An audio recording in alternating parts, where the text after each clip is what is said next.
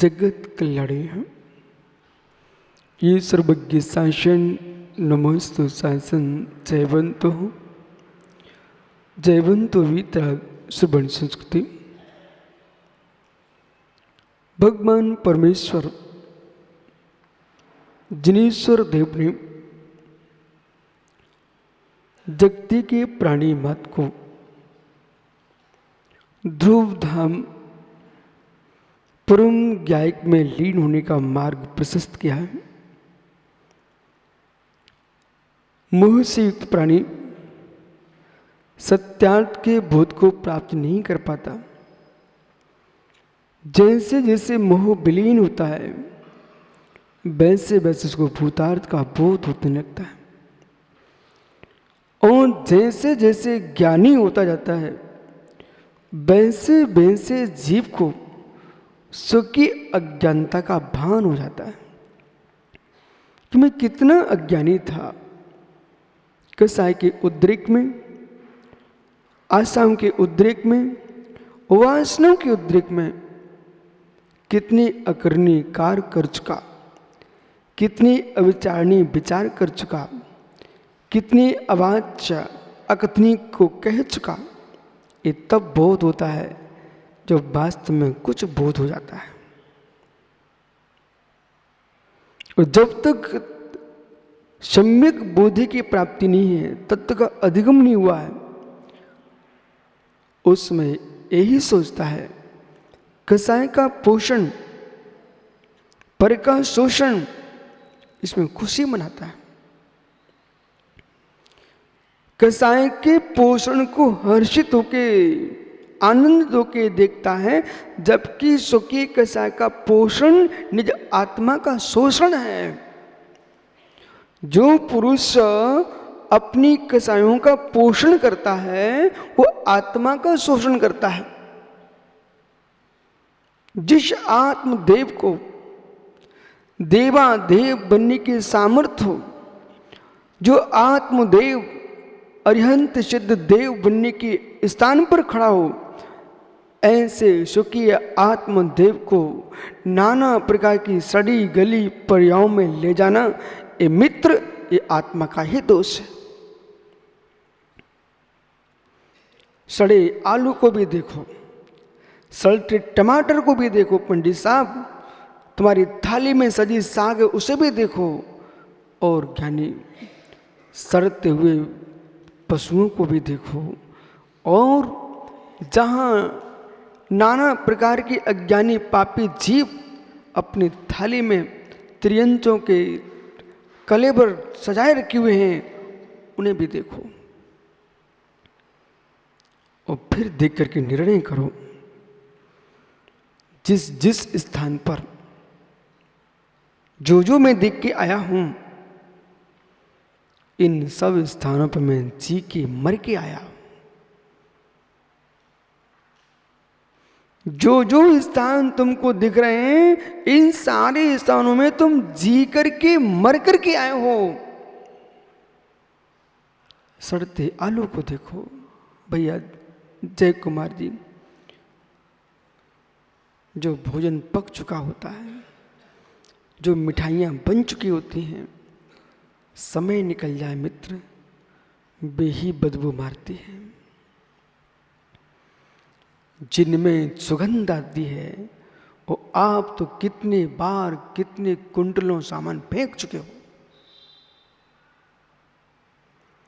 जो मिठाइयाँ सुगंध छोड़ती थी, जो भोजन सुगंध छोड़ता था, और जैसे समय पूरा हुआ मित्र कूड़े में फेंकना पड़ता है। बस बस राजू पांडे यही समझना, जो मिठाइयाँ जय कुमार की सुगंध फेंकती थी, जो साग सुगंध फेंकती थी, समय व्यतीत होते ही भैया जय कुमार से वे ही मिठाइयाँ आपको फेंकना पड़ती हैं। ये सत्य है, ये सत्य है। युवाओं बेटा आदित्य सुन मैं क्या बोल रहा हूँ।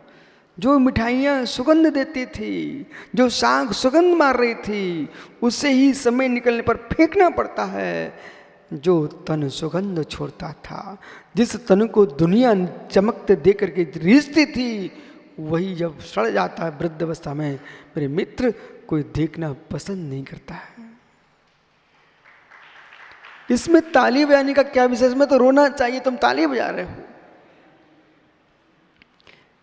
कितनी साग खराब हो गई, कितनी नमकीन खराब हो गई, कितनी मिठाइयां खराब हो गई। मित्र, ये तो तुमने देख लिया, कितनी पर्याय खराब हो गई भोगों की दुर्गंध में, ये नहीं देख पा रहा है जीव। समय निकलते ही चमकते चेहरों को लोग देखते हैं, और जब चेहरा फीका पड़ जाता है मित्र, लोग दूसरे का चेहरा देखने लगते हैं। जिस डिब्बे पर मित्र तुम रेज रहे थे मिठाई का, कोई सड़ जाता ना, तो दूसरा डब्बा खरीदने लगते हो, उसको फेंकने की तैयारी कर देते हो। यही तो तुमने आज तक किया है। जैसे ही शरीर वृद्ध हुआ, शरीर सड़ने के लिए तैयार हुआ, ये आत्मा धीरे से निकल जाती है, बोले अब तू सड़ता रहना, मैं तो जा रहा हूं किसी नए को देखने के लिए। अगली पर्याय को झांकता है जीव, अगली पर्याय को झांकता है। हम ऐसा कहते अवश्य हैं कि जीव चला गया, देह छूट गई, पर सत्य ये कि जीव ही स्वार्थी था। उसने देख लिया अब ये शरीर कोई काम का भोगने योग्य नहीं बचा, इसको छोड़ो, अब जा रहा हूं। ये जीव की दशा तो देखो। जीव ने हर समय नई पर्याय को देखने की इच्छा व्यक्त की है, नई वस्तु भोगने की इच्छा व्यक्त की है। ज्ञानी इंद्रियों से नई पर्याय भोगी जाए, इंद्रियों से नई पर्याय देखी जाए, ये तो भोगियों की दशा है। भावों की नवीन पर्याय देखी जाए, भावों की नवीन पर्याय बेधी जाए, ये योगी की दशा है। वही राग, वही द्वेष, वही विषय अंधता, इसमें नया क्या है?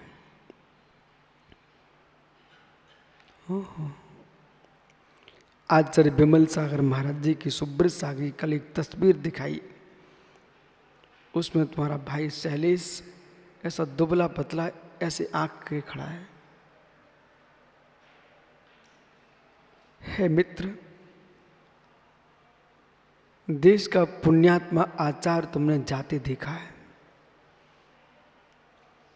और सुधीर जहां पे बैठते थे वहां मेला लग जाता था, मैंने भी देखा है। आज विमल सागर महाराज जी वन खंड में भी हों और दिन का 1 बजा कि मेला लगा, लाइन लगती थी उनके पास दुखियों की, लेकिन आयु क्रम ने उन्हें भी नहीं छोड़ा। जिसने लाखों करोड़ों जीवों के दुख मिटाए हों, पर उनका दुख दूसरा नहीं मिटा सका।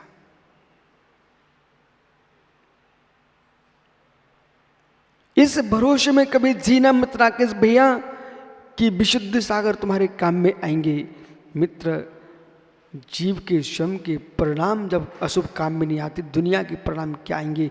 आपका स्वयं का विशुद्ध निर्मल भाव ही काम में आएगा।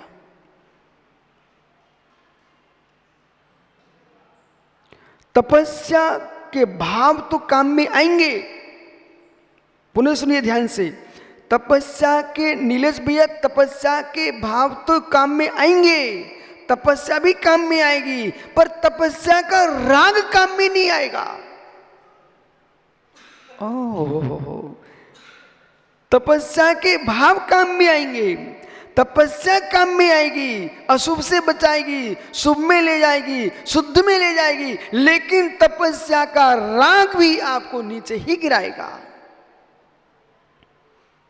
धन्य तपस्वी के परिणामों को, जिसको अपनी तपस्या पर भी राग न हो, उसको जगत पर क्या राग होगा? ओहो, अहो ज्ञानी, सुनो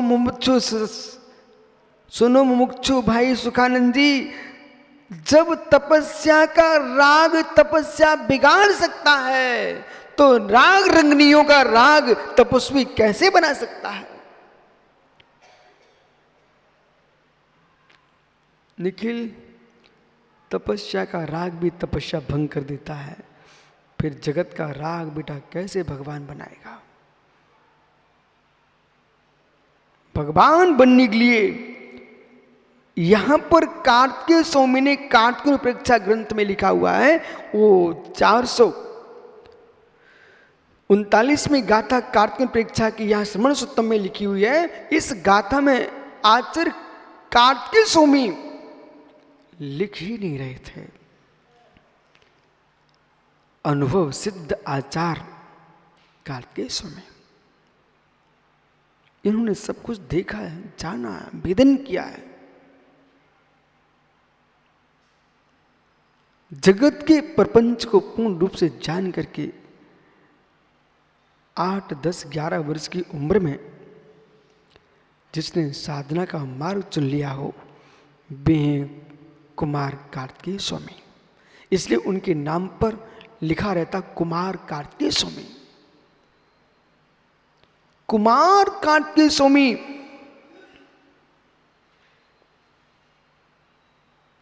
ये वो ही आचार्य हैं जिनके शरीर को उनकी बहनों ने बसूले से छील दिया था। एक सुई चुभ जाए, एक कांटा चुभ जाए तो जीव तिलमिलाने लगता है। जिनके सारे शरीर पर बसूले चल रहे हों, उसमें शैलेश भैया देखो एक क्षण को ऐसे मुनियों की तस्वीरें लगना चाहिए आपके यहाँ। कभी गजकुमार स्वामी पर सिकड़ी रखी हुई है, सुकुमार सुकोशल स्वामी का उपसर्ग देखो। गया के श्री जिनालय में एक 500 अभिनंदन आदि मुनिराज का चित्र बना हुआ है, उसको देखते ही आंसू भर आते हैं। गया के मंदिर में, बिहार में एक चित्र बना हुआ है मंदिर में, बाहुली स्वामी के जिनालय में, कि जहां जल्लाद खड़े हुआ है और जो कोलू चल रहा है जिसमें मुनिराजों को डाला जा रहा है, विधर्मी मुनिराजों को पकड़ पकड़ छोड़ रहे हैं, और जो कोलू चल रहा है ना, उसके बैलों के आंखों में आंसू टपक रहा है। बोले मैं चल रहा हूं और मेरे चलने से मुनियों के प्राण जा रहे हैं और रक्त की धाराएं बह रही हैं। ऐसे काल में जिन्होंने आहार छोड़ दिया, पानी छोड़ दिया, आहार छोड़ दिया, छोटा पीयूष बड़ा पीयूष, यानी आहार छोड़ दिया, पानी छोड़ दिया, लेकिन उन योगियों ने समता नहीं छोड़ी, इससे सिद्ध भगवान हो गए। आज के श्रवण को क्या दुख, आज के साधक को कौन सा क्लेश है? कोई क्लेश नहीं है, तब भी तुम अपने मन में दुख उत्पन्न करो। ये स्वयं के द्वारा उपसर्ग किया जाता है, कहना चाहिए। जब अभिनंदन आदि 500 मुनिराजों को घाने में पेल दिया और सब मुनिराज शरीर से रक्त बह रहा था, हृदय में समता जल रही थी।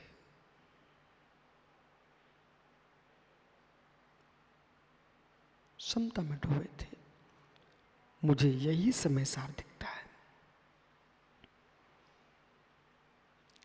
ये बाह्यार्थ समय सार नहीं था, ये आत्मार्थ समय सार था। शब्द रूप समय सार नहीं था, अर्थ रूप समय सार नहीं था, ये भाव समय सार था। शब्द समय सार, अर्थ समय सार, बाह्यार्थ समय सार, मित्र भावार्थ समय सार, भाव समय सार। ग्रंथ समय सार, शब्द समय सार। शब्द का अर्थ क्या है? अर्थ समय सार। स्वरूप में लीन योगेश्वर, ज्ञान समय सार, भाव समय सार, भाव समय सार। पार्श तीर्थंकर के ऊपर कमट ने घोर उपसर किए, देश भूषण कुलभूषण राज के ऊपर घोर उपसर्ग हुए। अकंपनादि 700 मुनियों पर घोर उपसर्ग हुए। प्रत्येक तीर्थंकर के तीर्थ काल में 10-10 मुनिराज ऐसे होते हैं जो घोर उपसर्ग सहन करके अनुत्तरों में उत्पन्न होते हैं। उसी की जो व्याख्या है उनकी, वो अनुत्तरोपद सांग जो होता है उसमें इन मुनियों की व्याख्या है।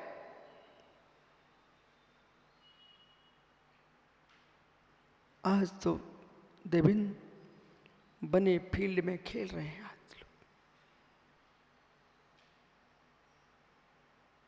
मैदान तुमको बनाना नहीं पड़ा, बने मैदान में खेल रहे हो। उन निर्गंथों से मिलो ना, जब मार्ग नहीं थे जंगलों से निकलते थे, और जंगलों से निकलते निकलते मर्दवन तक आ पाए कि नहीं आ पाए, इसके बीच में ही किसी शेर के पेट में चले गए।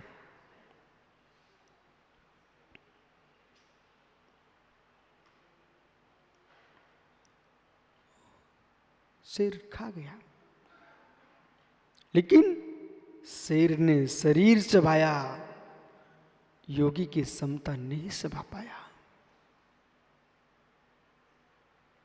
अजगर निकल गया, शरीर निकल गया, योगी की साधुता को नहीं निगल सका।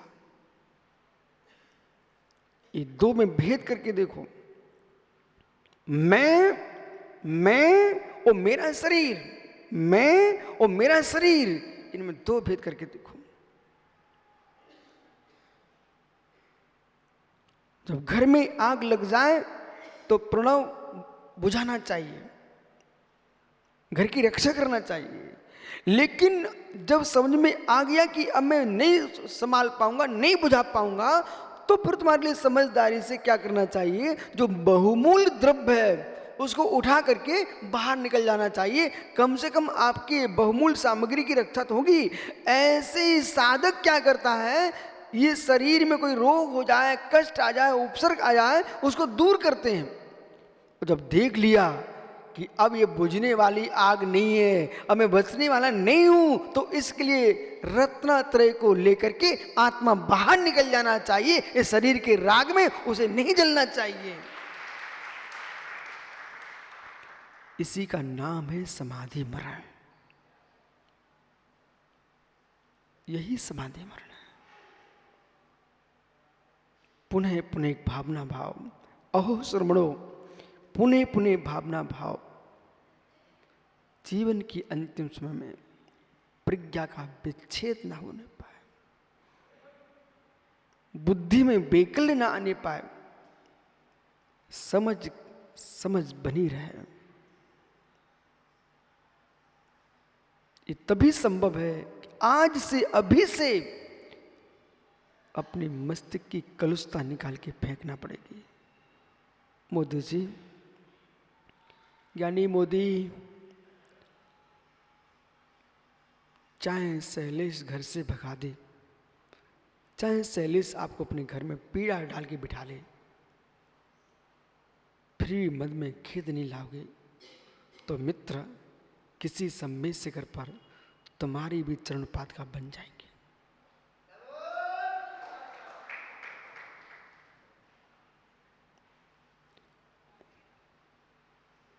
मन में खेद नहीं आने पाए।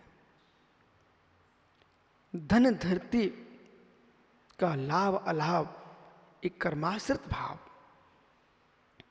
धन धरती का लाभ अलाभ एक कर्माश्रित भाव, साम्य भाव, निज स्वभाव, यश अपयश एक कर्माश्रित भाव, ख्याति लाभ पूजा एक कर्माश्रित भाव, साम्य भाव, निज स्वभाव।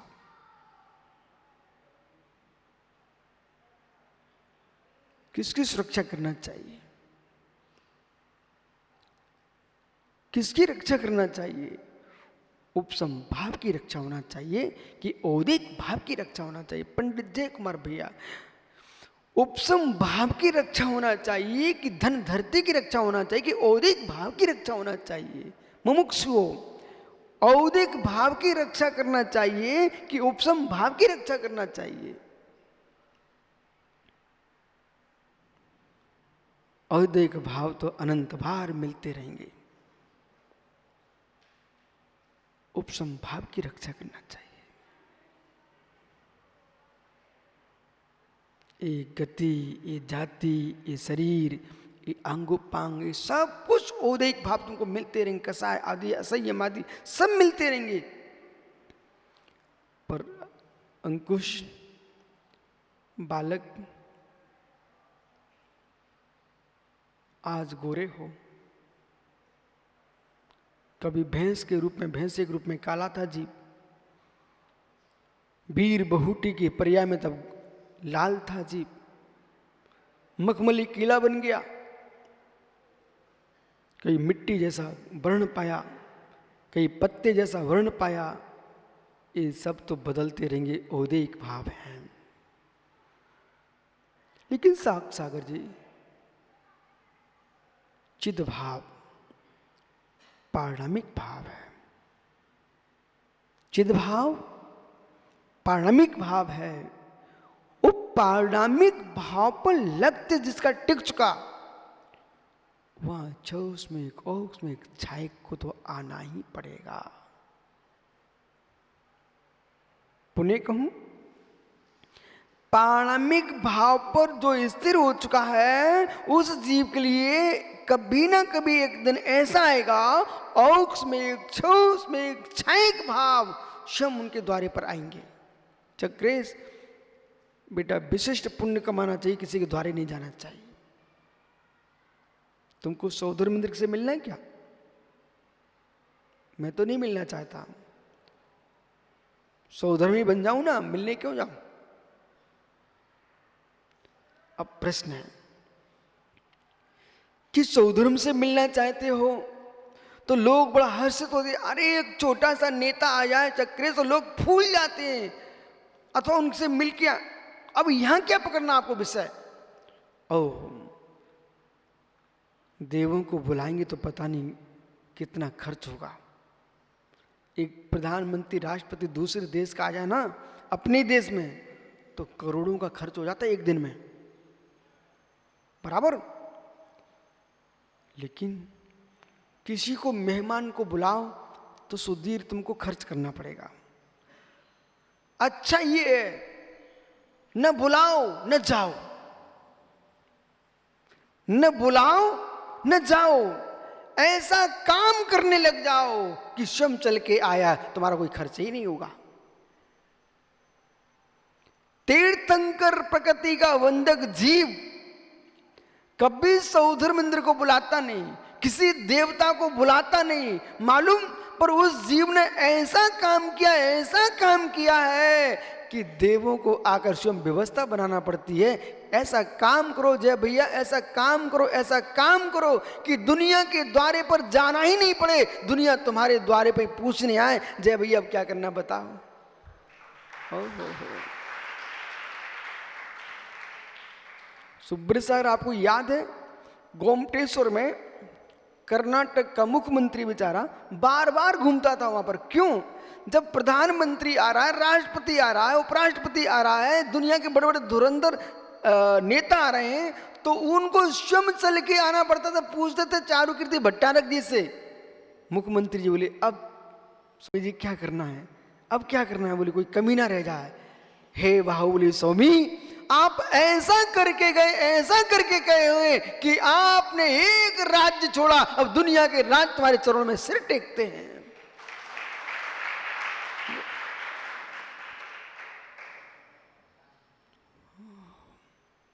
ऐसे करना चाहिए, ऐसा ही करना चाहिए जिससे दुनिया स्वयं चल के आए, न मुझे बुलाना पड़े न मुझे जाना पड़े। ऐसा काम करो।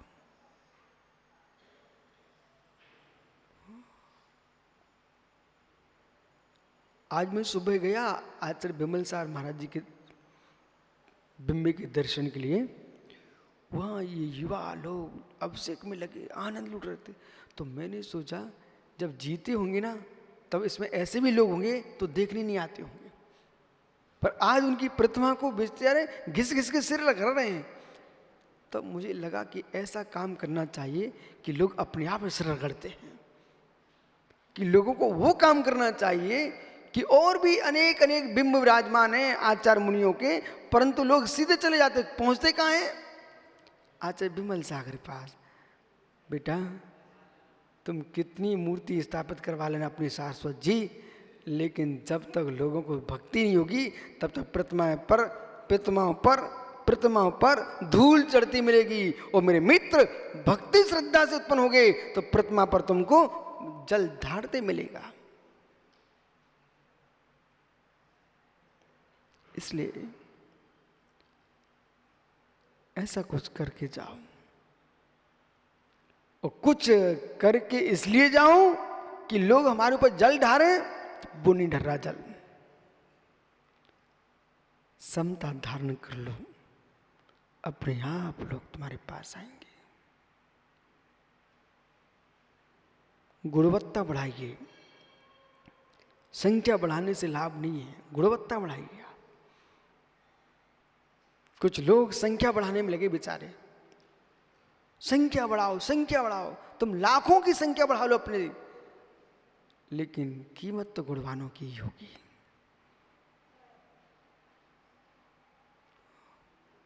सिंगनी के कितने बच्चे होते हैं? मुमुक्षु विदिशा, सिंगनी के कितने बच्चे होते हैं? और एक सूकरी एक बार में कितने बच्चे देती है?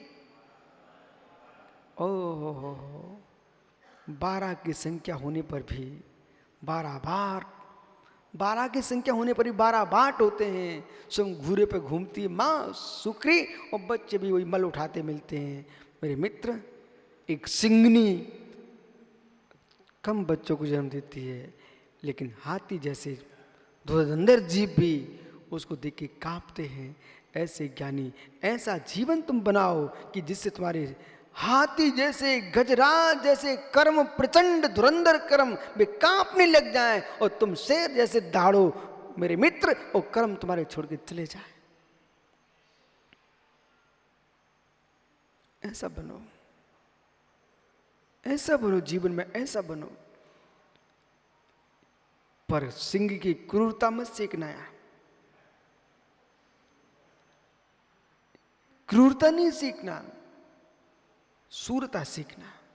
जैसे शेर जंगल में किसी से भयभीत नहीं होता, ऐसे योगी कर्मों से और कसायों से ना डरते हुए बियाबान जंगल अटवियों में बैठ करके, मेरे मित्र, शेर गुफा में सोता है और योगी चैतन्य गुफा में रमण करते हैं। ऐसे निर्भीक बन के जियो।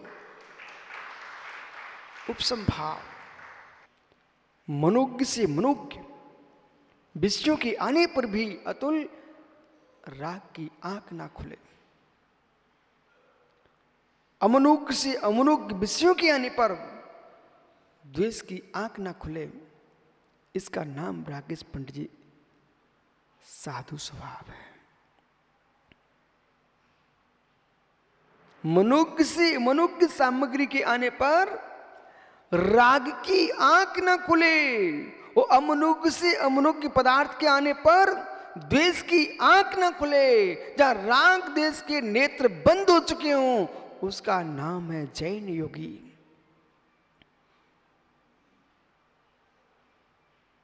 वे असन लेते भी अनशन स्वभावी है, वे असन करते हुए भी अनशन स्वभावी है।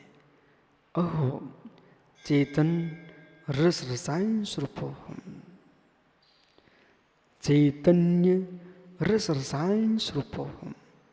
जगत के लोग दुनिया के रस पीते हैं, पर योगीश्वर चेतन रसायन का रस पीते हैं।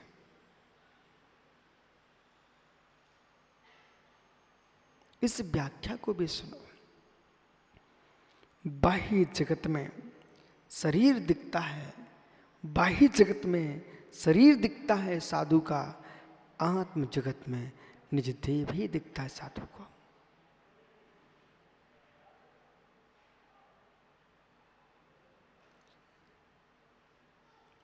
लगाओ शैलेश किसी जिनाल में से चित्त तो लगाओ, रक्त बह रहा है, मुरझा ध्यान में लीन है।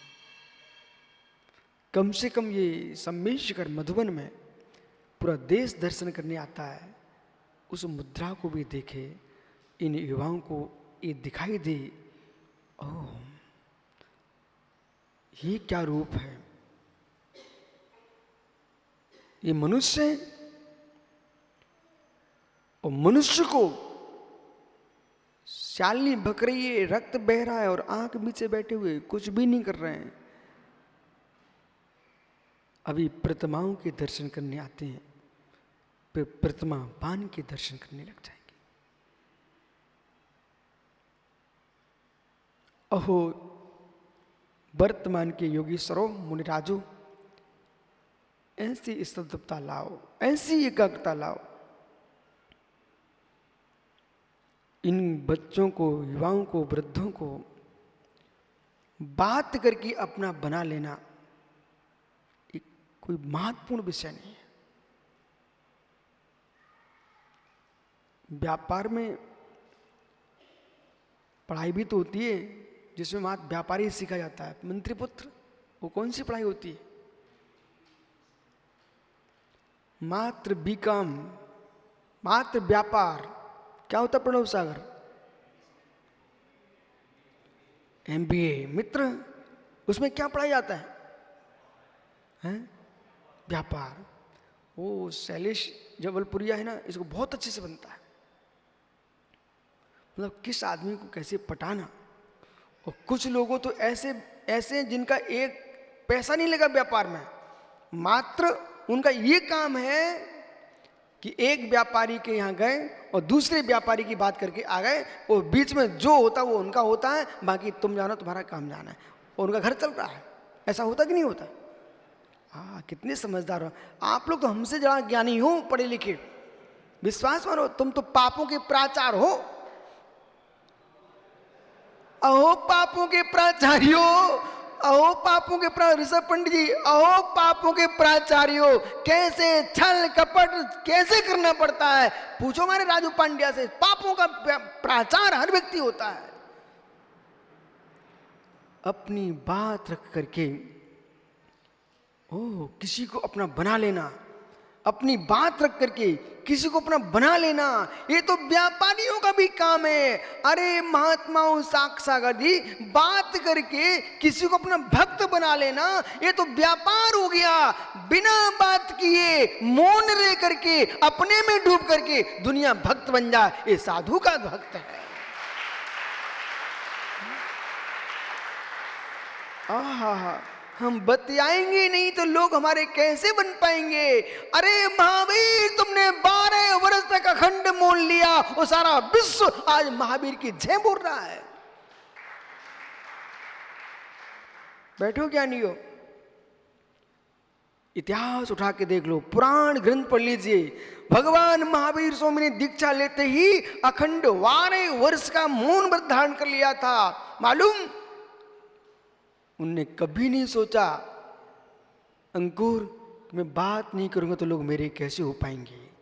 बेटा, ये श्रवण संस्कृति बात करने वालों की बात नहीं करती है, वचन गुप्ती का पालन करने वालों की बात करती है। बात करने वाले तो यही रह जाएंगे। बात करने वालों की निर्जा होती है अधिक। चक्रेश मित्र, तुम तो अनुभवी जीव हो। बात करने वालों की निर्जा अधिक होती है कि वचन गुप्ती पालन करने वालों की निर्जा अधिक होती है। और विश्व वंदनीय बात करने वाला बनेगा कि वचन गुप्ती का पालन करने वाला बनेगा। ये आपको मालूम है? मालूम है? ओहो संजय सागर, ये चक्रेश को अच्छे से मालूम है कि वचन गुप्ती का पालन करने वाला ही मेरे मित्र आगे दौड़ के बैठने वाला भगवान बने ना बने, पीछे बैठ कर ये आगे भाव रखेगा तो भगवान जरूर बन जाएगा। वचन गुप्ती। लेकिन इन बातों को सुन करके, पढ़ करके आपको ऐसा नहीं लगता कभी शिवम कि सिगरेट की डिब्बी पर लिखा रहता है कि ये स्वास्थ्य के लिए? बोलना बेटा। अच्छा, तो तू तो पीता ही नहीं है ना, तो त्याग कर दे आज से। अरे गुरु के पास सम्यक शिखर में प्रतिज्ञा लेने से और फल मिलता है। बहुत बढ़िया। कितने ऐसे युवा बैठे हैं जो पीते ही नहीं है, लेकिन आज तक सोचा नहीं था कि त्याग करना पड़ता है। सब हाथ ऊपर कर दो, आज से सिगरेट पीने का त्याग। बहुत बढ़िया। सिगरेट का तात्पर्य बीड़ी का भी, हुक्का हुक्का। बहुत बढ़िया। देखा, ये होलसेल दुकान चलती है अपनी, लोग कहते त्याग नहीं कराते, त्याग नहीं कराता। देखो इतने कितने युवाओं ने त्याग कर दिया। बेटा फिर से हाथ ऊपर कर दो। राहुल, क्या पाप कर रहे हैं क्या ये लोग? इनके तो फोटो तुम खींचो ना, देश को पता चले कि यहां पर कितने त्यागी बैठे हैं। ओहो, बहुत अच्छा किया तुमने। अब शिवम, क्या लिखा रहता है बेटा? क्या लिखा रहता है? क्या लिखा रहता है?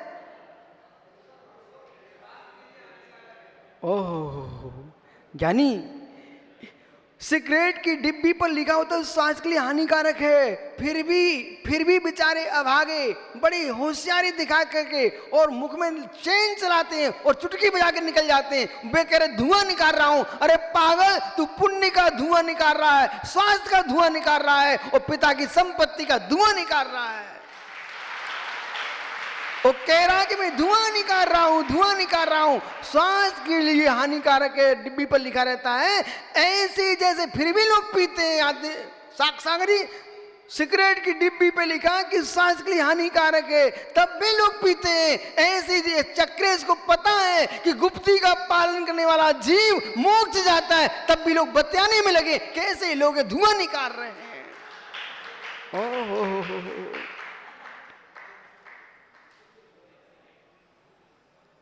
क्या हुआ समुद्र सागर?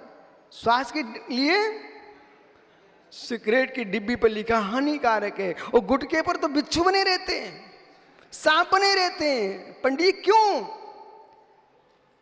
ओहो, ये जहर है, जहर गुटका। तब भी शिवम, लोग गुटका खाते बेटा। हाँ, आप तो नहीं खाते, आप खाते तो दांत कैसे चमकते फिर? ओहो, गुटखा नहीं खाने वाले के दांत चमकते हैं और पाप नहीं करने वाले के परिणाम चमकते हैं। ओहो, इसलिए मित्र यशोधर सागर जी, ये हमारे दांत तुम जो देख रहे हैं, ये गुटखा खाने से नहीं दिख रहे हैं, ये अदंत धावन नाम के मूल के पालन से दिख रहे हैं।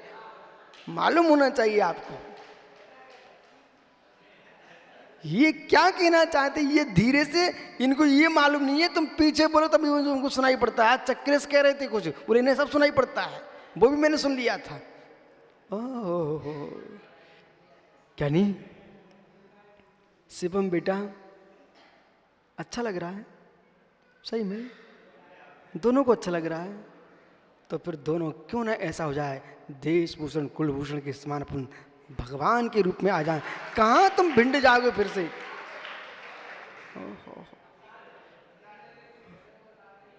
जय भैया। बे पिता धन्य धन्य जिनके बेटे भगवान बनने जा रहे हैं,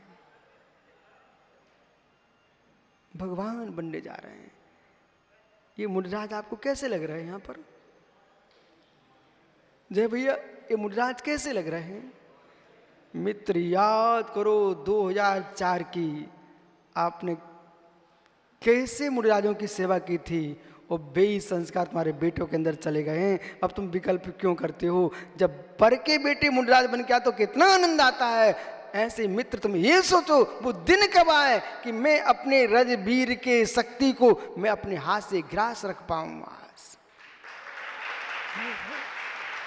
शिवम बेटा, पिता का समाचार आए ना कि वापस आ जाओ, तो कहना अब कहाँ आ जाऊं। जरूर बोल देना। आज वे पूछेंगे कब आ रहे हो, बोले आप कब आ रहे हो मुझे भेंट करने के लिए, ऐसा बोल देना आप तो। ओहो, बैठ जाओ। मालूम आदित्य, देख बेटा, तो बहुत बड़ा परिवार है तेरा, कम से कम दुनिया के सेठ तो बहुत हो गए तेरे परिवार में। एक ऐसा बन के तू दिखा दे कि पूरे सेठ लोग भी स्वर्ग में बैठे हो ना, तेरे दादा परदादा उग्रसेन कक्का, वे भी ऊपर से सोचें अभी तक हम मुनियों को आहार देते थे, अब मेरे घर में मुनिराज हो गए।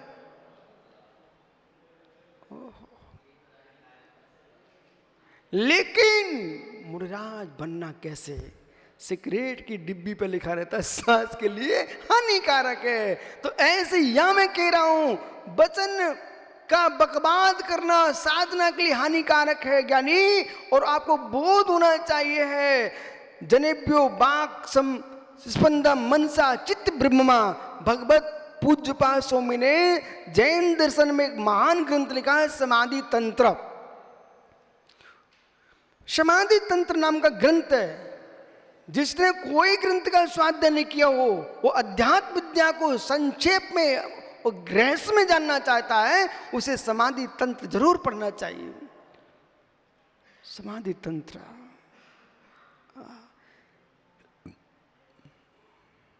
ज्ञानी, आप सब अनुभवी लोग बैठे हो, हर जगह आंखें जाती हैं, फिर बातें होती हैं, और बातों बातों में सब सत्यानाश हो जाता है। समझ गए ना आप? नहीं समझे? बेटा बेटा यानी फिरोजाबाद पहले देवी से को देखा ही था, फिर बात हुई, वो बात बात में बात ही हो गई, फंस गया बेचारा। जो जो जीव जगत में फंसे हैं, पहले देखते हैं कैसा चेहरा है, फिर बोलते हैं कैसे हैं, बस ओम नमः सिद्धेभ्य, गया काम से। कैसे मालूम? पीयूष एक नदी के किनारे स्वान घूम रहा था, और चम्मिल है ना भिंडी के पास, उसमें बहुत मगर हैं। पंडित जी मगर हैं बहुत। तो एक किनारे कुत्ता घूम रहा था, मगर ने दूसरे किनारे से देख लिया कि वहां कुत्ता घूम रहा है। स्वान नहीं जान पाया, वो बीच नदी को पार इतनी शांति से चल के आया, बेचारा कुत्ता घूमते ही रहा, और उसने किनारे पर आकर धीरे से झपट्टा मारा, और बेचारा काएं काएं करके मगर के मुंह में चला गया। ऐसे मित्र तुम घूमते रहे राग रंगनियों के किनारे, घूमते रहे, वासना को मगर ऐसा आया, उसने एक झपट्टा मारा, नारी के करे में चला गया। गया बेचारा, मगरन के मुख में चला गया, ओहो। माता बुरा नहीं मानना, अब जो है सो है।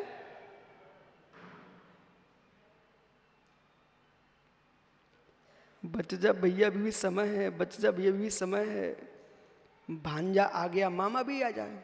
अब रल कहाँ है भाई? तुझे दया नहीं आती तुझे अपने मामा पर? खड़ा हो जा, बोल दे, एक दिन तो बोल दे मित्र, बोल दो अपने उस परंपरा के जिसमें महावीर कीर्ति, विमल सागर, सरमती सागर जैसे योगी हुए हैं। मामा क्यों तुम भटक रहे, तुम भी आ जाओ, हम आ गए, बोल देना।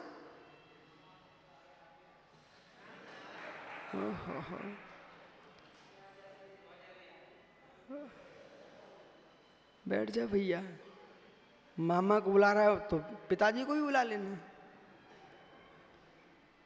परंतु बुलाना सबको, पर वो सिगरेट की डिब्बी की बात करके बुलाना।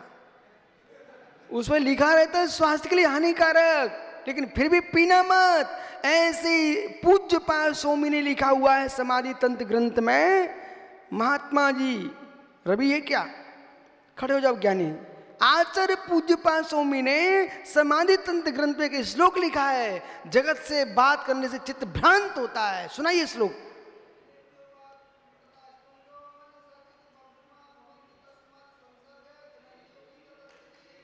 ये 3 सागर आपने भी तो पढ़ा था, मैंने पढ़ाया था बासुकुंड में, आपको भी सुनाओ ना सब एक साथ मिलके।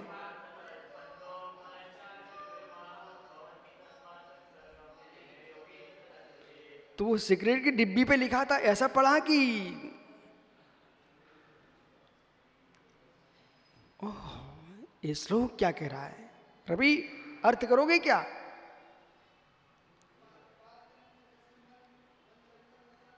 ओहो, नवोदय का छात्र तू देहाती भाषा बोल रहा है, अच्छे से बोल।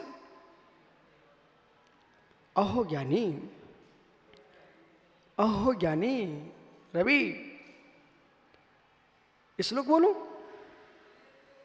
जनेभ्यो वाक् स्पंदा मनसा चित्त विभ्रमा। जन संपर्क बढ़ाने से, जगत के लोगों से बात करने से मनसा चित्त विभ्रमा, मन चित्त भ्रांत होता है। इसलिए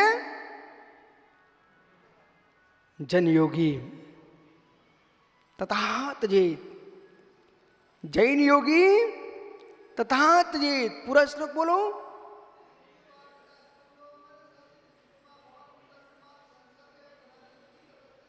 जन योगी तथा तजेत।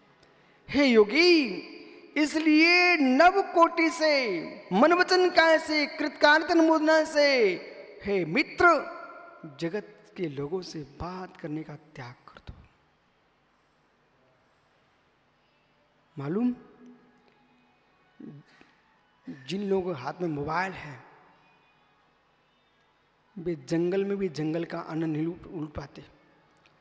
जिनके हाथ में मोबाइल हैं वे धर्म सभा में बैठ के धर्म सभा में नहीं होते।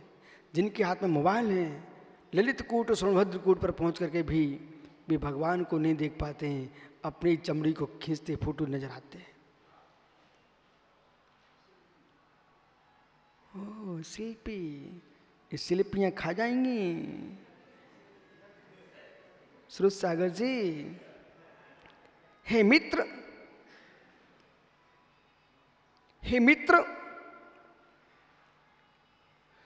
यदि किसी व्यक्ति का मोबाइल घर में छूट जाए और आप आज ही अनुभव करना, 24 घंटे के लिए बंद करके रख देना, राजू पांड्या आपको अनुभव में आ जाएगा कि मैं दुनिया से दूर हो चुका हूं। सारे टावर एक दिन के लिए बंद कर दिए जाएं, शून्य हो जाता आदमी, शून्य। और ऋषभ पंत जी, शाम को अचानक बिजली चली जाती ना, मधुबन में इतनी शांति छा जाती है, क्या मधुबन है। और जैसे ही लाइट आती है फिर की की शुरू हो जाती है। ओहो, कहीं पंखे चल रहे, कूलरों की आवाज आ रही, पंखों की आवाज आ रही, गानों की आवाज आ रही, और जैसे ही लाइट चली जाए तो सब शांत शुद्ध अनुभव आता शिखर जी का। ऐसे मित्र, ये तो हो गए दृष्टांत, उदाहरण। यदि साधक जगत से मोल ले ले, उसका आधा संसार उसी दिन समाप्त हो जाता है। क्योंकि संसार बढ़ाती ही बातें, संसार बढ़ाती ही श्रोत सागर की बातें, जितने बतौड़े होंगे इनका संसार भी नष्ट होने वाला नहीं है। और जैसे जैसे बातें कम होती चली जाएंगी, संसार अपने आप कम होता चला जाएगा। साधुता का आनंद लूटना है तो मोल लेना सीखो, और वृद्ध का आनंद लूटना है तो मोल लेना सीखो। साधु बन के अधिक बोलोगे तो लोग कहेंगे लग महाराज तो अच्छे लेकिन बोलते ज्यादा हैं, और कहीं वृद्ध अवस्था में बोले अरे बुढ़े से काम होता नहीं है, बकता बहुत है, ये सुनने को मिलेगा। इसलिए वृद्धों को मौन होना चाहिए और साधुओं को मौन होना चाहिए।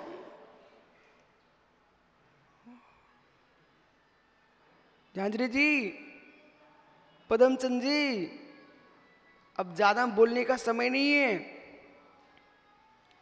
2 रोटी खाओ, 4 माला फेरो और सो जाओ।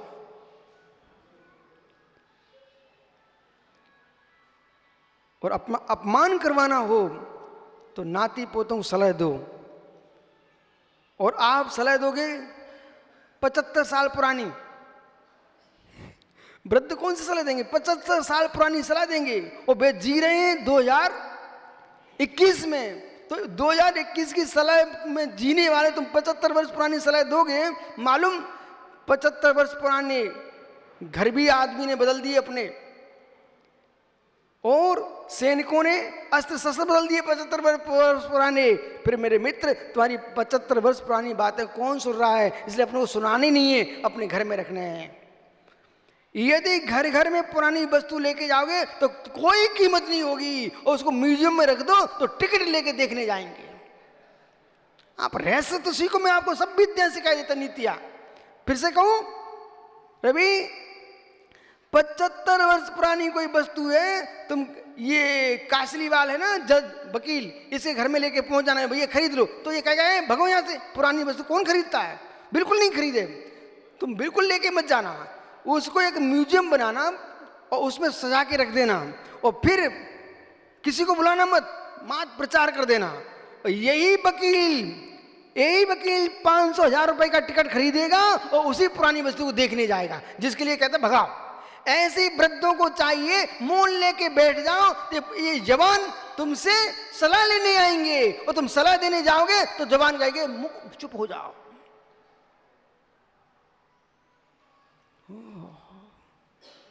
किसी के द्वारे विद्या देने मत जाओ, किसी के द्वारे विद्या देने मत जाओ। विद्या प्रेमी स्वयं विद्या लेने आएगा। एक प्रश्न करूं, फिर मैं आगे की गाथा पढ़ता हूं। देश में मैंने सारे प्रांतों में विहार किया, जहां तक मित्र वो सभी जगह,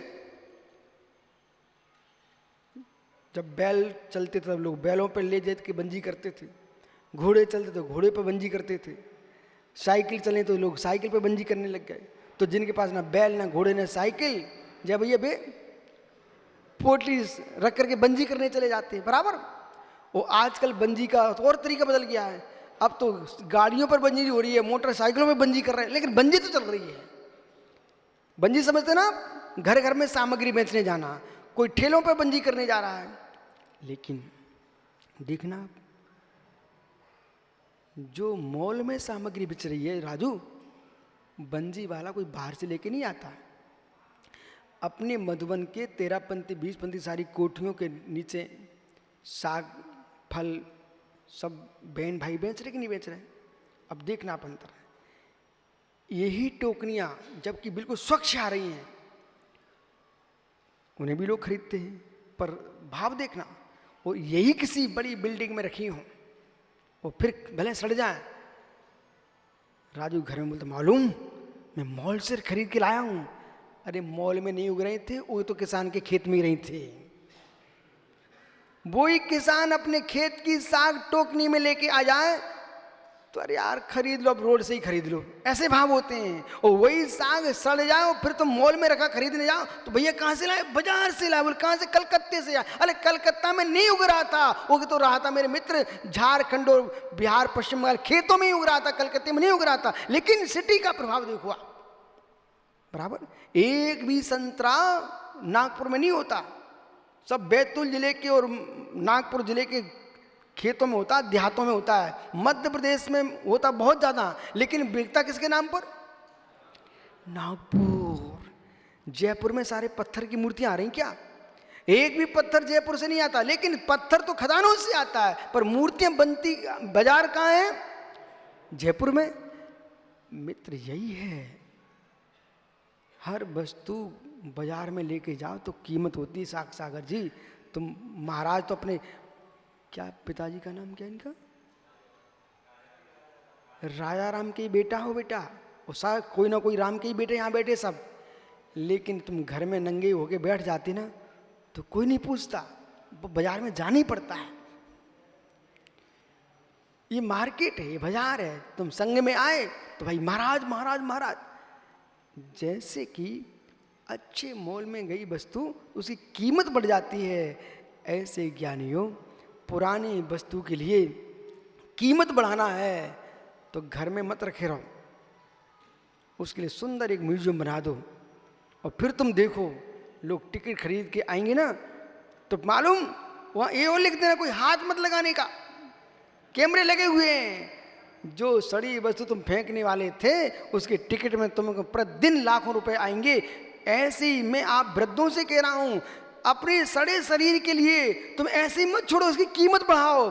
दुनिया कहे बब्बा कह रहे कोई आदमी देख दे, तुम इतने कमरे में बंद रहो, इतने बंद रहो। बोले भैया कब मिलेंगे, बोले दिन के 2 बजे 5 मिनट के लिए मिलेंगे मात्र। और ऐसा अपना माहौल बना लो तो लोग अपने आप तुम्हारी कीमत करेंगे। ये वकील से पूछो ना, कमरे में पड़ा पड़ा सोता रहेगा, लेकिन घर के बाहर ऑफिस में कहेगा भैया अभी वकील साहब 2 घंटे बाद मिलेंगे। तो वकील की कीमत है। ये सामान्य रूप से मिलने लग जाए तो लोग कहीं कोई कीमत ही नहीं है।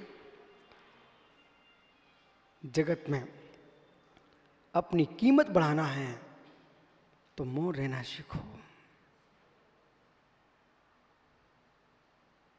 रवि, इतनी देर तू खड़ा हो सकता तो महाराज बन सकता, ताकत तो है नहीं। इसको ये चिंता सुब्रत सागर जी, मैं महाराज तो बन सकता हूं, वो 1 घंटे आहार के लिए कैसे खड़ा हो पाऊंगा, तो इसलिए मैंने इसको खड़ा कर दिया कि खड़ा हो सकता है। बैठ जा भैया दोनों। जस वकील साहब बैठ जाओ, जीवों को देके बैठना।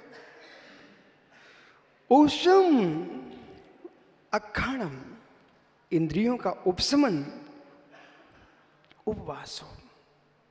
एक गाथा पीयूष बहुत मनोहरी है। इंद्रियों का उपशमन ही उपवास है। वर्ण दोषमा से संक्षेप से कहा है, तम्मा भुंजनताबिय, इसलिए आहार करते हुए भी, भोजन करते हुए भी मित्र जितेंद्रिय साधु वंती उपवासा, ये उपवासी है। इसलिए अनशन तब भी तपो, नहीं तुम्हारे पास शक्ति, इंद्रियों को जीत के रखो और कषायों को शांत रखो। मेरे मित्र, आपकी भी कर्मों की छपड़ा होगी। और आपने माना कि छट्टम मासम दुरालसीम अवाहु श्वेस जा सोहिम तत्तो बहुन गुणितम हविजम जिमेश नागणिस्सा। ये भगवती आराधना की 108 नंबर की गाथा है, 247 नंबर की यहाँ पर गाथा है। यहाँ कह रहे बहुसतम, बहुसत अज्ञानी, अबहुश्रुत यानी अज्ञानी तपस्वी की जितनी विशुद्धि। ओ भैया सुनो राकेश पंडित जी,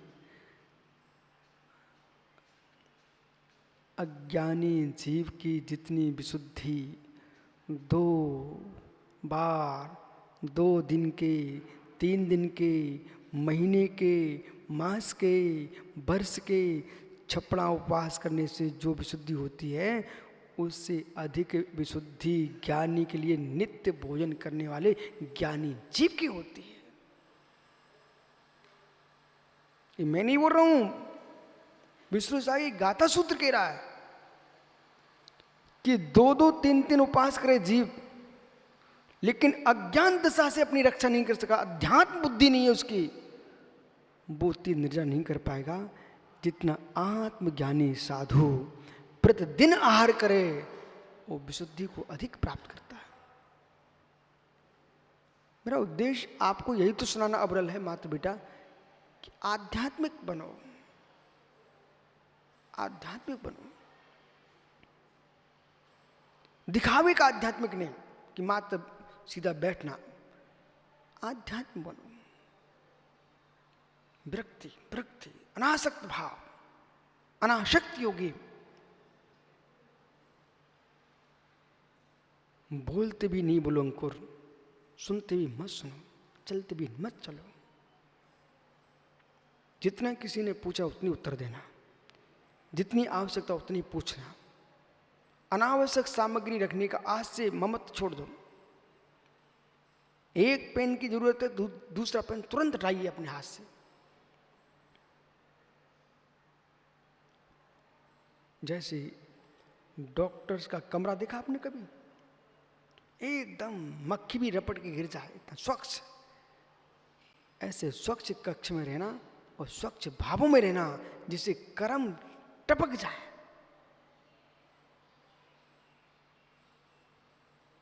मक्खियां कहाँ भिनभिनाती हैं? वहीं ये जब भैया छिनक के वहीं पटक दी, वहीं खकार है देविन, वहीं दूध की बाटर रखी है, वहीं नमकीन का पुड़ारा रखा हुआ है, वहीं मित्र रोटियां फेंकरी पड़ी हैं, वहीं बैठक कक्ष है, मेहमान आ रहा है, बेबी कहाँ आ गया, पूरा कक्ष दुर्गंध मार रहा है। जब सामान्य मन सुहानी टिक सकता तो तुम्हारे द्वारे परमात्मा कौन आ रहा है? घर को सजा के रखो। ऐसे जिनके मन में राग की दुर्गंध है, इच्छाओं की इच्छाओं की मलिनता छाई हुई है, ऐसे हृदय आंगन में मेरे मित्र शुद्ध उपयोग का भाव उत्पन्न होने वाला नहीं है। भैया चेले चटटे भी आए, कोई बिखेर के चले जाए, बोले पहले उठाओ। कमरे के अंदर एक चटाई नहीं मिलना चाहिए अलग से आपको। फिर आप देखो, कारण है हम आपको वो विद्या सिखा रहे हैं। आप लोग तो वास्तु को मानने वाले लोग हैं ना, जब वास्तु को मानने वाले हो तो वास्तविकता को भी जानिए। हर वस्तु से तरंगें निकलती हैं, हर वस्तु से बरगड़ा निकलती हैं और वे आपको प्रभावित करती हैं।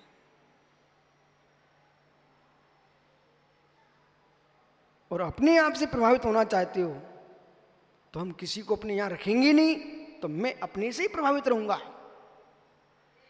देखो मैंने पूरा आपको गूढ़ रहस्य बता दिया पीयूष। आप भी कभी सोचते कि आचार्य श्री अपने कमरे में कोई सामर क्यों नहीं ठहरने देते, हटाओ यहां से।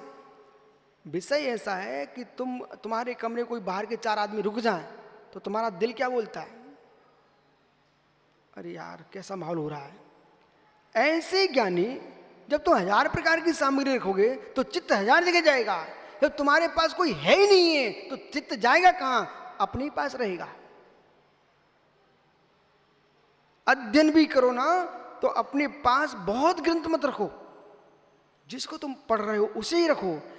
50 पुस्तकें रख लोगे बेटा, तुम एक पढ़ाई नहीं करो, कभी इसको पलटोगे उसको पलटोगे, पढ़ोगे कुछ नहीं। जितने ज्यादा ग्रंथों के ढेर लगाते पीयूष, वे नहीं पढ़ पाते। मुख्य स्थान पर आपका एक जो अध्ययन करो उसी ग्रंथ को रखोगे ना तो पढ़ाई होगी। इसलिए जाओ,